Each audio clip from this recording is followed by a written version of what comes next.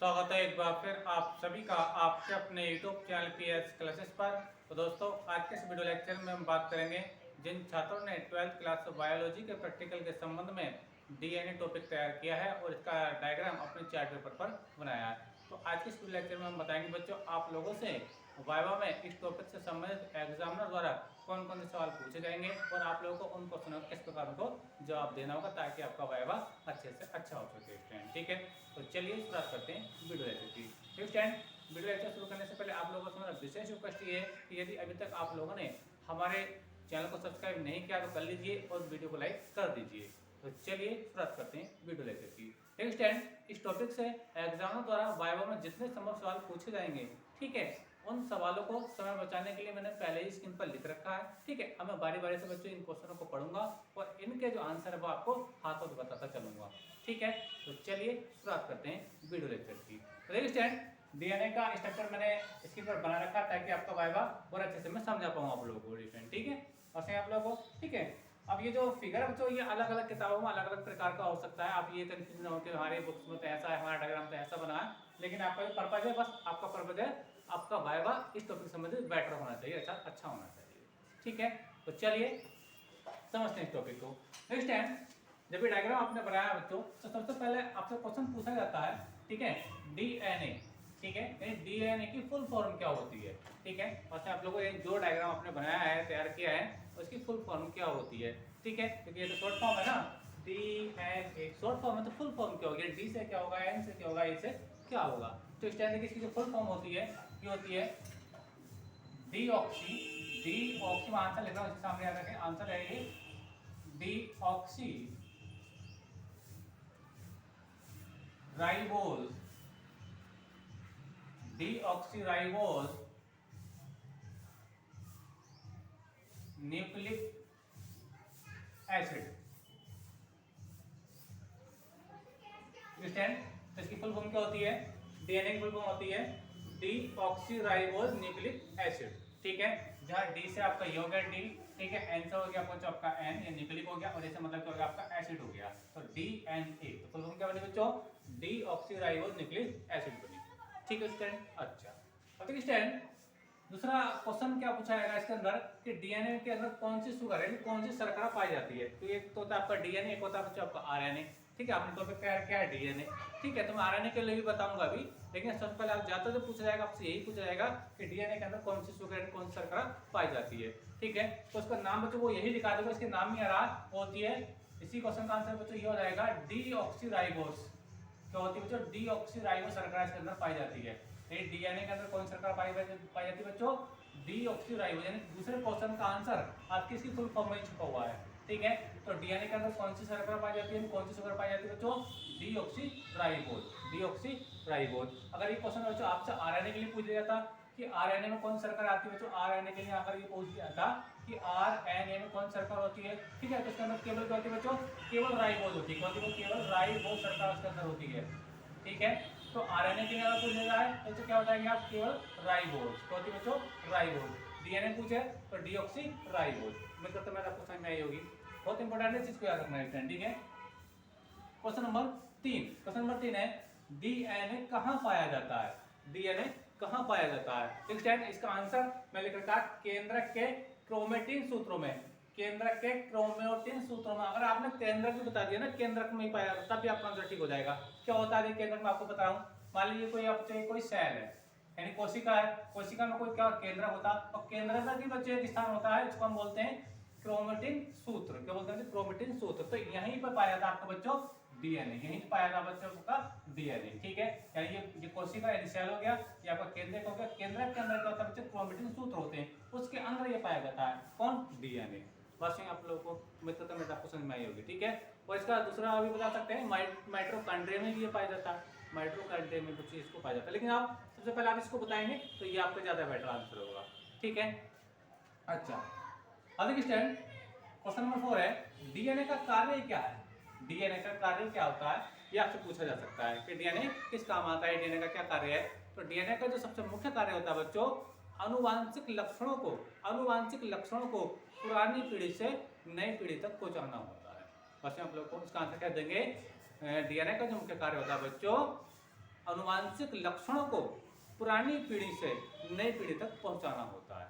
बस में आप लोगों को कैसे होता है ये सब कुछ मैं आपको बता रहा हूँ। देखिए स्टैंड, मान लीजिए बच्चों किसी लेडीज के अंदर गर्भ में क्या एक मतलब उसका शिशु पल रहा है, कि बच्चों शिशु पल रहा है, ठीक है। तो वो इसकी जानकारी किसको है कि उस शिशु के 5 उंगलियां होंगी, ठीक है, 2 आंखें होंगी, 2 कान होंगे, एक नाक होगी, क्या नाक होगी किस जगह। तो ये जो सारी जानकारियां होती है बच्चों किसको होती है जानकारियां, ये जानकारी होती है बच्चों डीएनए को जानकारी होती है। किसको जानकारी होती है बच्चों, डीएनए को इसकी जानकारी होती है। और किसी को जानकारी नहीं होती है कि किसी लेडीज के घर में कोई बच्चा पल रहा है तो कितनी की हैंड की फिंगर होंगी, ठीक है, कहाँ बाल होंगे, कहाँ नाक होगी, कितने एयर होंगे, कितनी इसकी आइस होंगी। तो सारी जानकारी किसको होती है बच्चे, ये डीएनए को होती है। सारा सब कुछ किसकी वजह से होता है, डीएनए की वजह से होता है, ठीक है।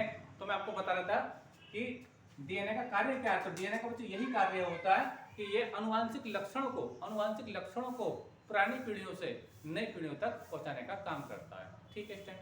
पता नहीं आप लोगों को, तो ये इसका आंसर हो गया, आप इसको लिख सकते हैं स्टूडेंट, ठीक है। अच्छा स्टूडेंट, डीएनए कैसे बनता है, डीएनए कैसे बनता है, ये आपसे पूछा जाए, ये तो मैंने कार्य बता दिया और आपसे यही पूछा कि डीएनए बनता कैसे है।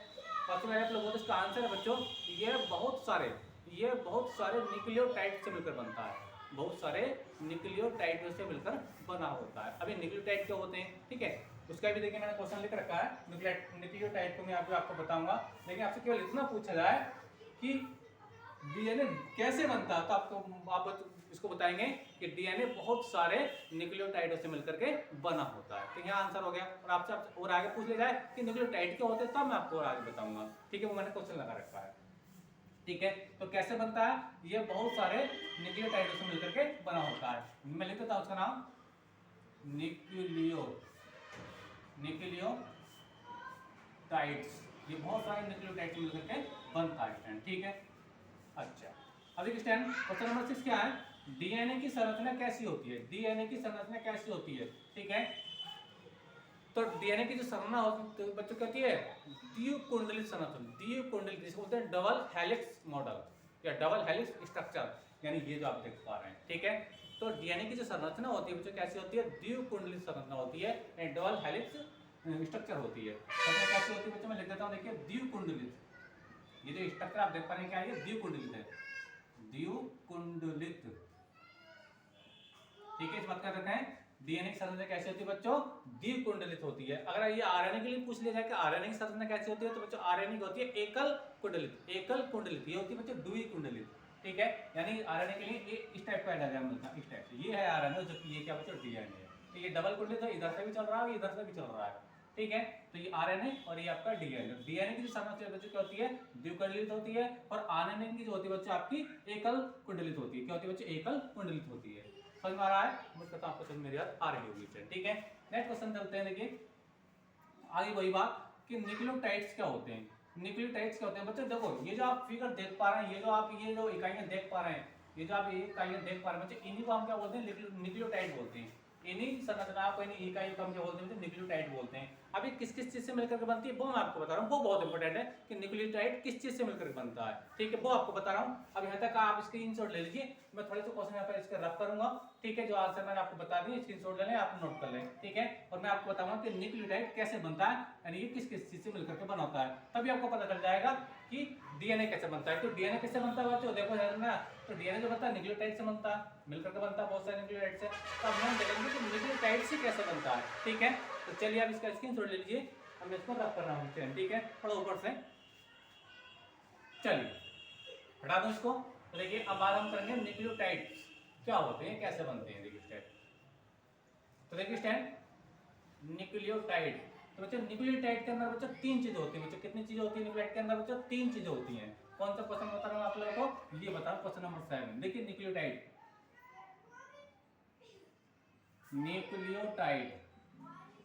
न्यूक्लियोटाइड्स क्या होते हैं, ठीक है। इसके अंदर 3 चीजें होती हैं बच्चों। पहला होता है बच्चों नाइट्रोजन बेस, क्या होता है बच्चों, नाइट्रोजन बेस, नाइट्रोजनस बेस, ठीक है। तो पहला ग्रुप याद रखना है, नाइट्रोजनस बेस। दूसरा होता है बच्चों इसके अंदर, दूसरा होता है 5 कार्बन शुगर, क्या होता है बच्चों, या पेंटोस शुगर भी कहते हैं इसको, पेंटोस शुगर लिख सकते हैं, कार्बन शुगर भी लिख सकते हैं, ठीक है, पेंटोस शुगर,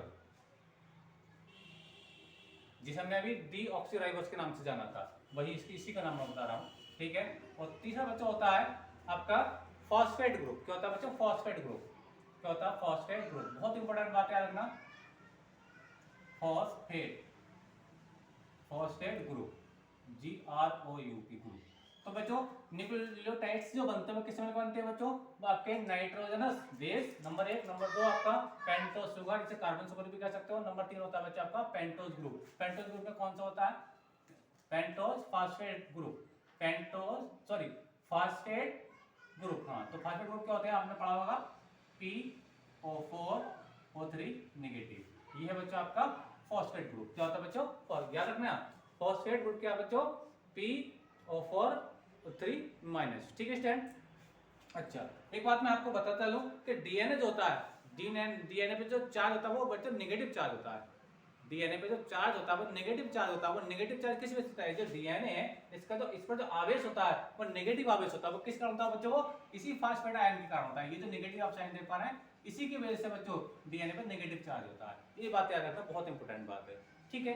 अच्छा, आगे चलते हैं क्वेश्चन नंबर 8। क्वेश्चन नंबर 8 क्या है, इस पर कौन सा चार्ज होता है, वो तो मैं अभी आपको बता ही रहा था, इस पर डीएनए पे कौन सा चार्ज होता है बच्चों, आपका नेगेटिवली चार्ज होता है, क्या होता है बच्चों, नेगेटिवली चार्ज होता है, ठीक है, याद रखना नेगेटिवली चार्ज हो गया।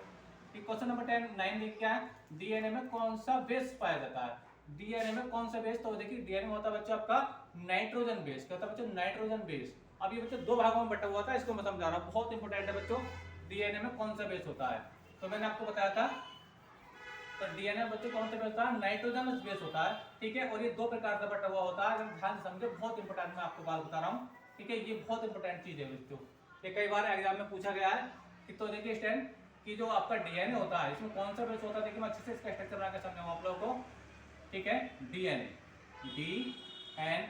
में कौन सा होता है बच्चों, नाइट्रोजन बेस होता है, क्या होता है बच्चों, नाइट्रोजन बेस होता है, मैं लिख देता हूँ, देखिए नाइट्रोजनस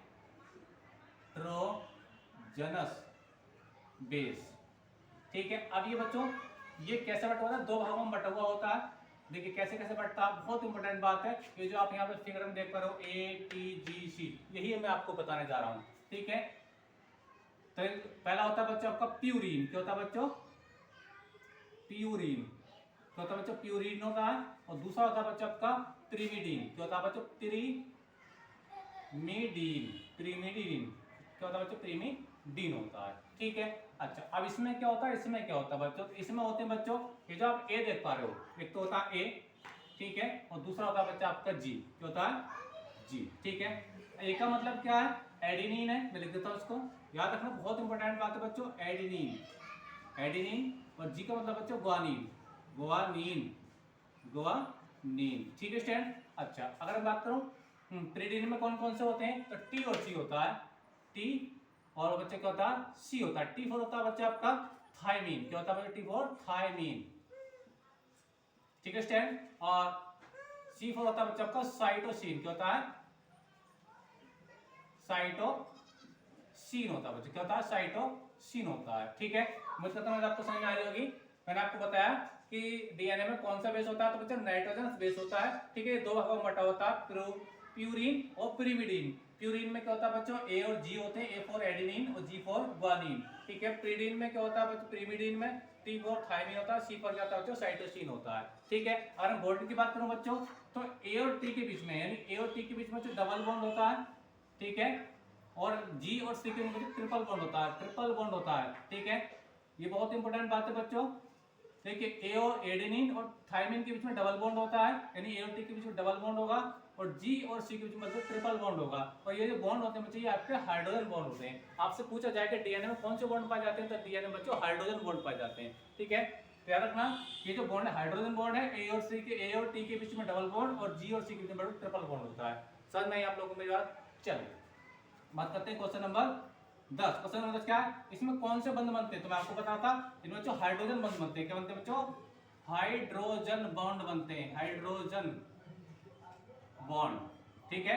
ये हो गया क्वेश्चन नंबर 10 का आंसर। क्वेश्चन नंबर 11 क्या है, डीएनए तथा आरएनए में क्या अंतर होता है, डीएनए तथा आरएनए में क्या अंतर होता है, देखिए डीएनए में और आरएनए में अंतर ये होता है बच्चों, पहला अंतर तो ये है कि डीएनए के अंदर डीऑक्सीराइबोस शर्करा पाई जाती है, जबकि आरएनए में केवल राइबोस शर्करा पाई जाती है। बात में आप लोगों को ठीक है। दूसरा अंतर क्या बताएंगे, देखिए दूसरा अंतर ये हो जाएगा, देखो डीएनए के अंदर बच्चों क्या होता है, बेस के रूप में क्या होता है, ये चारों तो होती है, चारों में एक थाइमिन होता है। जबकि अगर मैं आरएनए के लिए बात करूं, क्या जो आरएनए के लिए बड़ी इंपॉर्टेंट बात है, आरएनए के लिए अगर बात करूं तो इस थाइमिन को हटा करके क्या लिखो, यूरेसिल लिखो, क्या करो यूरेसिल, ठीक है यूरेसिल, ठीक है। तो बच्चों ध्यान से देखो, ये जो यूरेसिल होता है ये क्या होता है बच्चों, आरएनए में होता है, क्या होता है बच्चों, आरएनए होता है, जबकि डीएनए में क्या होता है बच्चों आपका थाइमिन होता है, ठीक है। यानी आरएनए के अंदर ये भी होगा, ये भी होगा, ये भी होगा, लेकिन इनमें डिफरेंस होता है। डीएनए में क्या होता है, थाइमिन होता है, और आरएनए में थाइमिन की जगह क्या होता है, यूरेसिल होता है। बात समझ आप लोगों को, यानी ये तो तीनों में कॉमन है, ये ए जी सी तीनों दोनों में कॉमन है, लेकिन डिफरेंस किसमें होता है, थाइमिन और यूरेसिल में होता है। तो आरएनए में होता है यूरेसिल, और आपका बच्चों डीएनए में होता है आपका थाइमिन। याद रखना, बहुत इंपॉर्टेंट, मैंने आपको बात बताई, ठीक है। तो ये दो अंतर हो गए। बात करते हैं नेक्स्ट क्वेश्चन की। क्वेश्चन क्या देखिए, क्वेश्चन नंबर 12 है, इसकी खोज किसने की थी, इसकी खोज किसने की थी। अब खोज के बारे में इसके बहुत मन है, ठीक है। आपकी बुक्स में जो जाता लिखवा मिलता है, क्या मिलता है, फ्रेडरिक मीसर। डीएनए की जो खोज की थी वो किसने की थी बच्चों, फ्रेडरिक मीसर ने की थी। लेकिन इसको सबसे पहले देखा जो था वो देखा कार्ल मार्क्स ने देखा था, कार्ल मार्क्स ने देखा था सबसे पहले, ठीक है। फिर उसका जो मॉडल दिया था वो वाटसन और क्रिक ने दिया था, वाटसन और क्रिक। लेकिन खोजकर्ता के रूप में किसको हम जानते हैं, फ्रेडरिक मीसर को। बचे आप लोगों को। चलिए नेक्स्ट क्वेश्चन क्या देखें, इसका ब्याज कितना होता है, इसका ब्याज कितना होता है, यानी ऐसे आता है कि डिस्टेंस आप देख पाते हैं, ये ब्याज कितना होता है बच्चे, ये आज का ब्याज जो होता है बच्चे 20 एंगस्ट्रॉम होता है बच्चे। कितना होता है, बहुत इंपॉर्टेंट बात है, डीएनए का ब्याज कितना होता है बच्चे 20 एंगस्ट्रॉम होता है, ठीक है। बस में आप लोगों को। अच्छा, इसकी अम्लीय प्रकृति किस कारण होती है, इसकी अम्लीय प्रकृति, क्योंकि देखिए नाम में आ रहा है deoxyribose nucleic acid, acid Bose मतलब अम्ल। तो अम्लीय प्रकृति किस कारण होती है बच्चों, इसकी अम्लीय प्रकृति जो होती है वो फास्फोरेट आयन के कारण होती है, फास्फोरेट में जो नेगेटिव आयन है इसके कारण होती है। याद रखना ये H+ दान नहीं करता, क्योंकि जो अम्ल होते हैं H+ दान करते हैं, ठीक है। तो ये जो अम्लीय प्रकृति आती है डीएनए के अंदर वो किसी वजह से आती है, वो फास्फोरेट आयन नेगेटिव आयन के कारण आती है। बस में आप लोगों को, ठीक है। अच्छा, और देखिए इस टाइम ये जो है सर, देखो इस वाली जो लाइन है, ये जो लाइन आप देख पा रहे हैं, इसके अंदर लाइनें देख पा रहे हैं, ये जो मैंने लिखी इस टाइप से नोट करी है, इनको बोलते हैं बच्चों न्यूक्लियोटाइड बोलते हैं। क्या बोलते हैं बच्चों इसको, न्यूक्लियोटाइड। क्या बोलते हैं, न्यूक्लियोटाइड। क्या कहते हैं बच्चों, टाइड कहते हैं इसको, ठीक है। और जो ये इसके अंदर जहाँ भी दोनों मीट करते हैं, ये वाले जो पॉइंट है, ये वाले पॉइंट, ये ठीक है, ये जहाँ मिल रहा है, इसको बोलते हैं बच्चों हम क्रेमिटाइड। क्या बोलते हैं बच्चों, क्रेमिटाइड। और इनकी जो डिस्टेंस होती है बच्चों कितनी होती है, 34 एंगस्ट्रॉम होती है बच्चों। कितनी होती है, 34 एंगस्ट्रॉम होती है। न्यूक्लियोटाइड और क्रेमिटाइड की डिस्टेंस 34 एंगस्ट्रॉम के बराबर होती है, ठीक है स्टूडेंट। तो ये सारे क्वेश्चन थे बच्चों जो इस टॉपिक से जाकर आपसे एग्जाम में पूछे जाते हैं वाइवा में। तो उम्मीद करता हूँ आपको जो लेक्चर अच्छा लगा होगा, और वीडियो आपको अच्छा लगा तो प्लीज वीडियो को लाइक और चैनल को सब्सक्राइब कर लीजिए, और कमेंट करके बताइए वीडियो लेक्चर कैसा मिला। मिलेंगे नेक्स्ट वीडियो में किसी नेक्स्ट टॉपिक के साथ, तब तक के लिए धन्यवाद।